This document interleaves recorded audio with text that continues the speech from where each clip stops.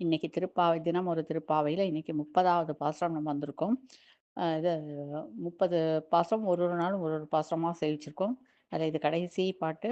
நம்ம பெருமாளை வந்து மாதவன், கேசவன் அப்படின்லாம் கோவிந்தன் அந்த மாதிரிலாம் கூப்பிட்டு நம்ம வந்து இதுக்கு வந்து ஒரு தனி பெருமை சொல்றா.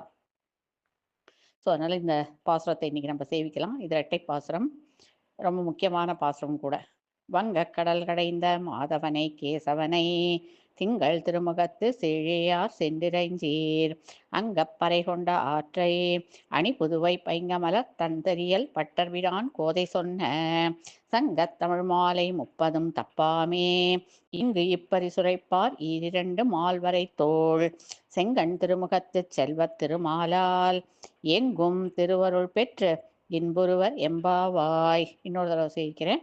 வங்கக் கடல் கடைந்த மாதவனை கேசவனை திங்கள் திருமுகத்து இழையார் சென்றிரைஞ்சி அங்கப்பறை கொண்ட ஆற்றை அணி புதுவை பைங்கமல தன் தெரியல் பட்டர்பிரான் கோதை சொன்ன சங்கத் தமிழ் மாலை 30ம் தப்பாமே இங்கு இப்பரிசுரைப்பார் ஈரிரண்டு மால்வரை தோள் செங்கண் திருமுகத்து செல்வத் திருமாலால் எங்கும் திருவருள் பெற்று இன்புருவர் எம்பாவாய். இந்த பாசுரங்களை சேவிக்கிறவா எல்லா இடத்துலையும் திருவருள் பெருமாளுடைய தாயாருடைய கிருபை திருவருளை பெறுவா.